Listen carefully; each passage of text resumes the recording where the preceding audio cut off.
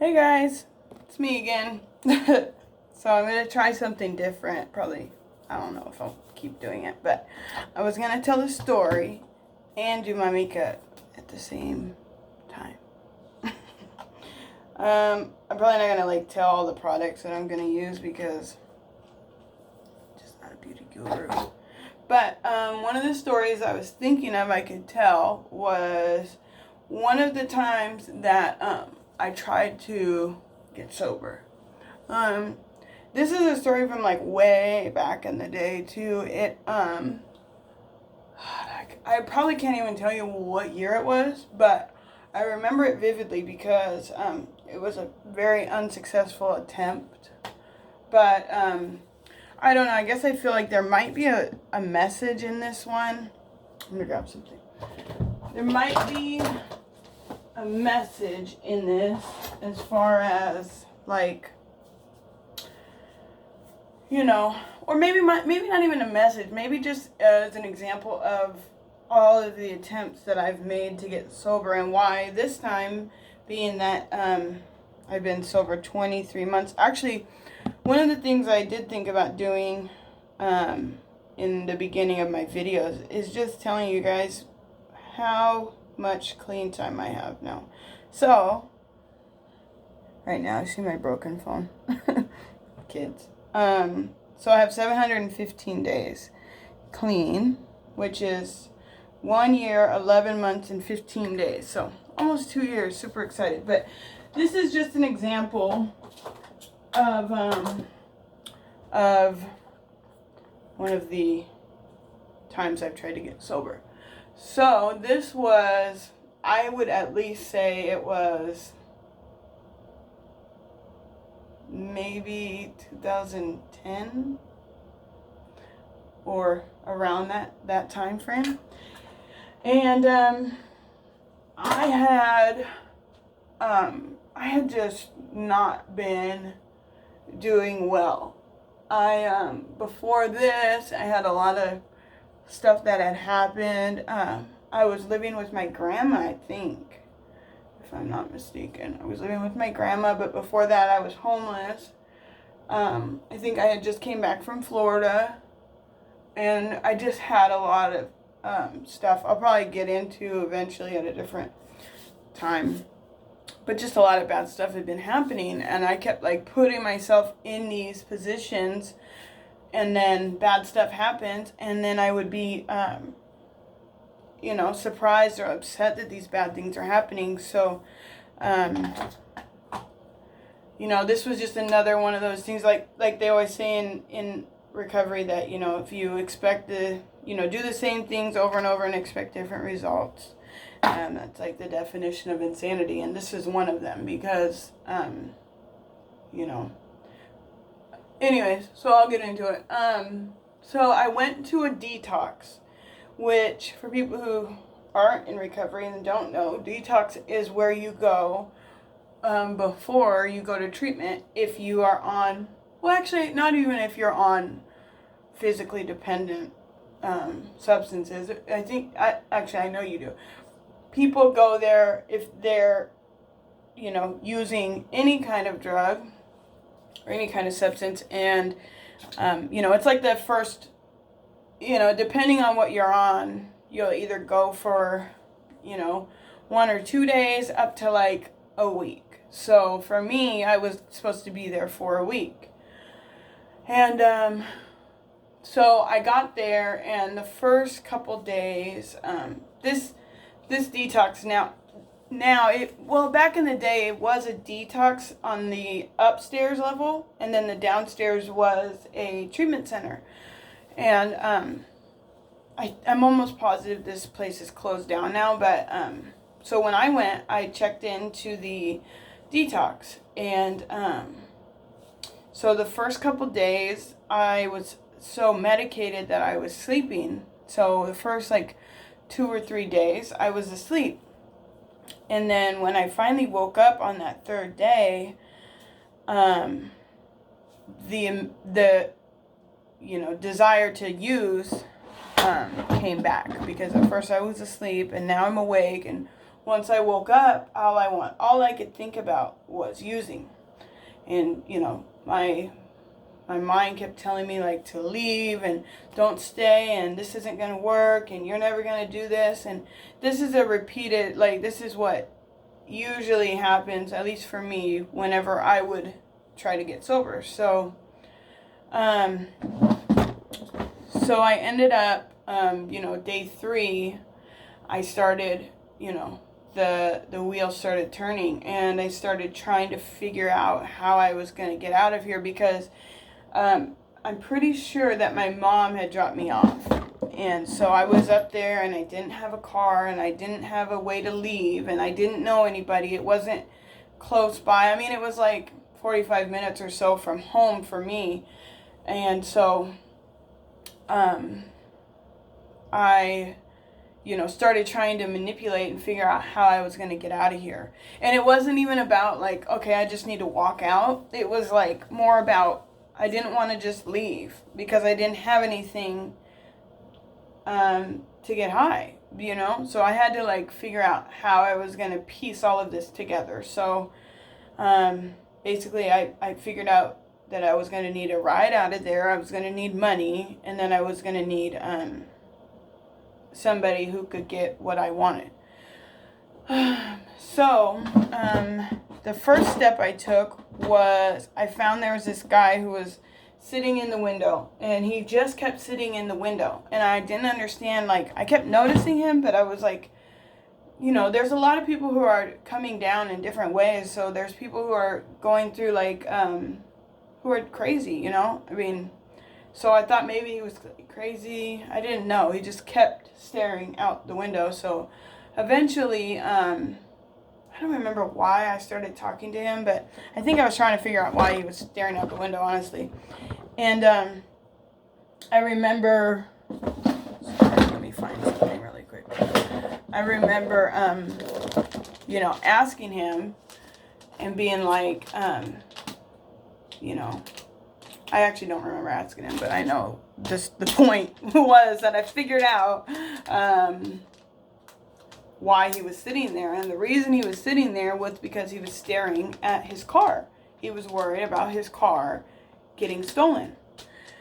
So I was like, okay, perfect.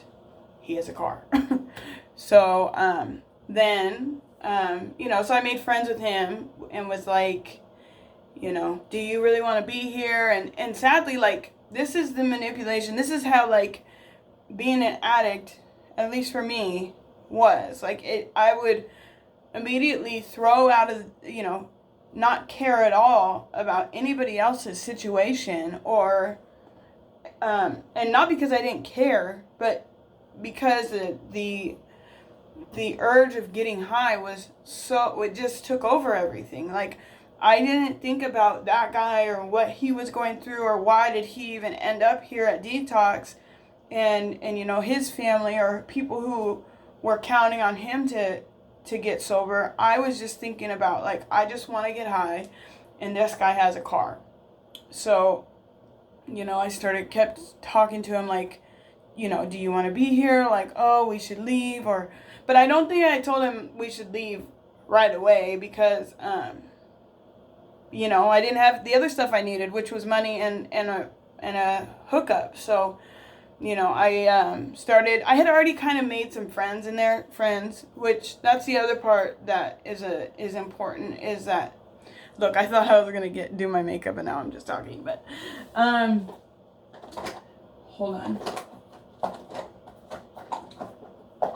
So that's another part that's important, is that, I inactive addiction in one way, and I feel like a lot of people are very similar in that as well, because I thought I was making friends, but in addiction, it's very, very rare to find a real friend. I don't think actually that I ever found a real friend in addiction.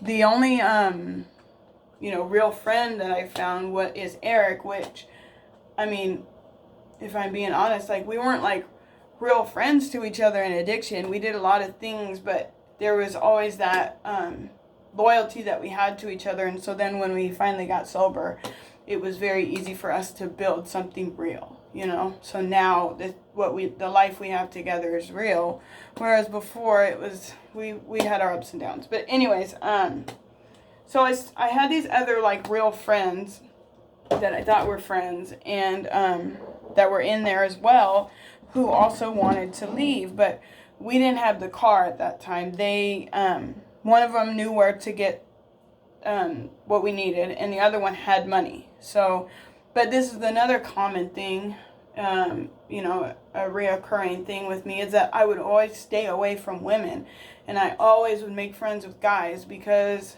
a lot of times I could get things I need. I could easily manipulate these guys, or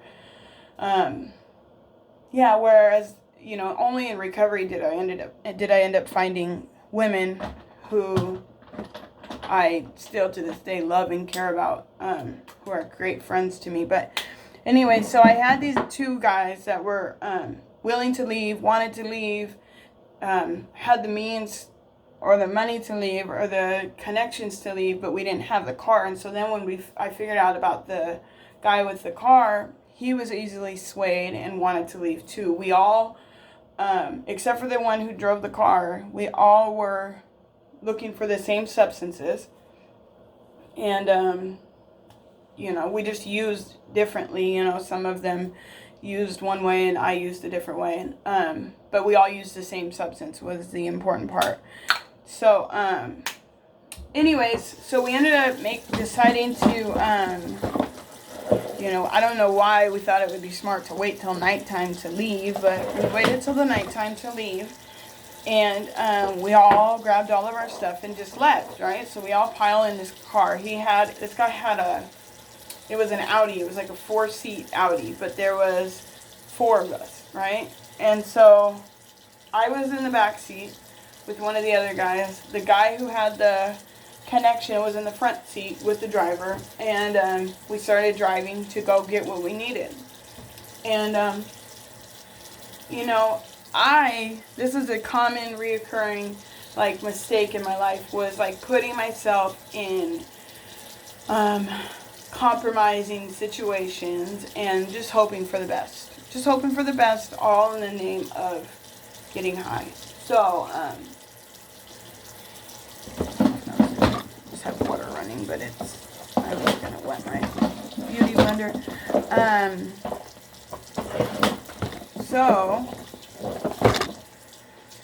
we leave, we you know, go to meet somebody, and we get what we need, and everything's going as planned, right? Everything's going well. So so then we all decide we're going to use, right? So I'm the only one who uses the way that I use, which you know, I was in basically the most danger, because people who smoke or snort don't really run the risk of overdosing as much as I do. So they use, I use, and I remember like this was yesterday. This part of the story I remember like it was yesterday, was that I used, and then the song that was playing on the radio was Eminem. He had Eminem playing. I probably could pinpoint the song, but anyways, so I used, and I remember the song that was playing was just this Eminem song, and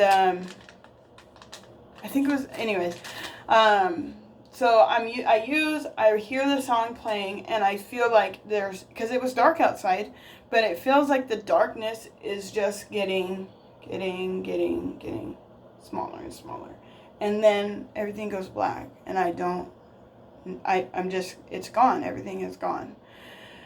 And then the next thing I remember is rain hitting my face, and there was this woman above me, and I remember feeling this rain and being like, what's going on? And there's a lady above me going, are you okay? Are you okay? Are you okay? And I'm like, what is going on? Where am I? What is going on? And, you know, this lady who I've never seen before, I don't know who she is, you know, she's crying. She's like, are you alive? Are you alive? Are you alive? And I'm like, where am I? Where am I? And she says, don't move, sweetie, don't move. The ambulance is coming. And I'm like, what is going on? Like, what is going on? And the ambulance gets there. They put me on the stretcher. They put me in the ambulance. I'm asking them what's going on. Like, why am I in this ambulance? What's going on? And the ambulance tells me that they got a call that they saw a car, a dark four-door car, pull over on the freeway, slow down, and push a body out. And they pushed me out of their car, basically, is what happened. And I remember being like, no, they didn't. There's no way. But I knew that probably happened. That's probably real. I mean, I was soaking wet. I was on the side of the freeway when I woke up. But my addict mind kept telling me, like, no, they didn't. No, they didn't. Because I wanted whatever I could to justify that situation, because I knew, sadly, I knew that this is how, I mean, I guess I'm telling this story not because I'm proud of this story, but to explain how serious my addiction was, or how powerful my addiction was, or how powerless I was over my addiction, because I just wanted anything to justify that, because I knew they had drugs in the car, and now I knew that, you know, they just did something wrong to me, so they owe me. Now you guys owe me, because look what you did to me. So I get to the hospital. I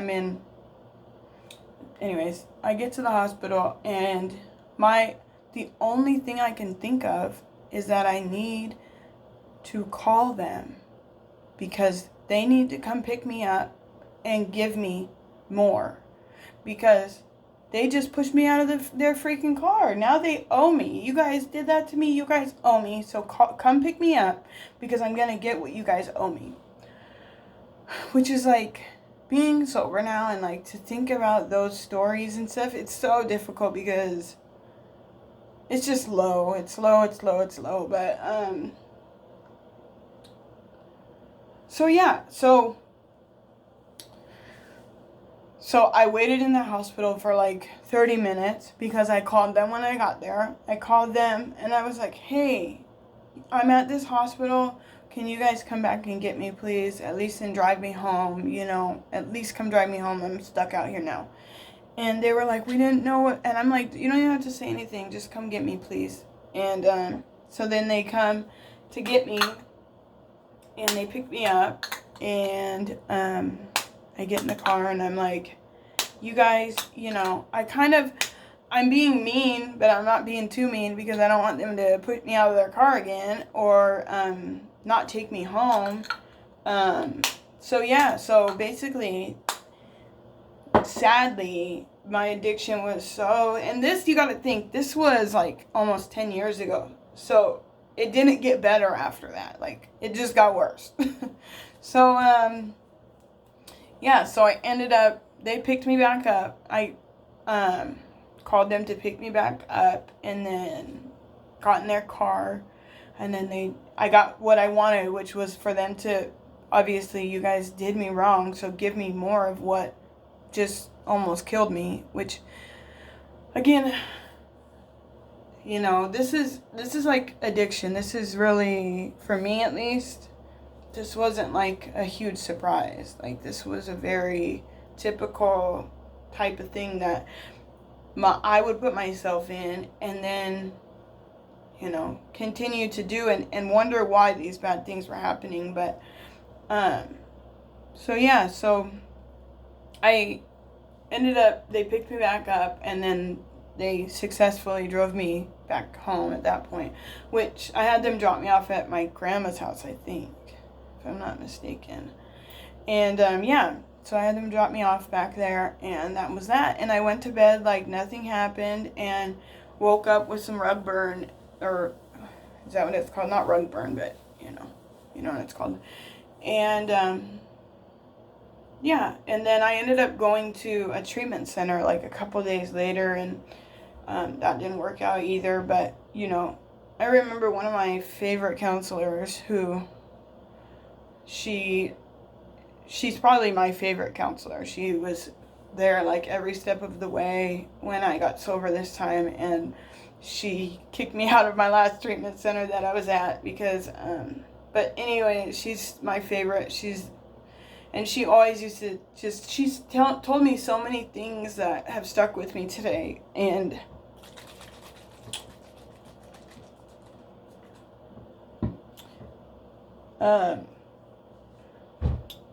but if you're not ready to get sober, it just won't happen. You have to really commit and be ready. And that's why it's like, I'm just really grateful that I'm sober and I survived.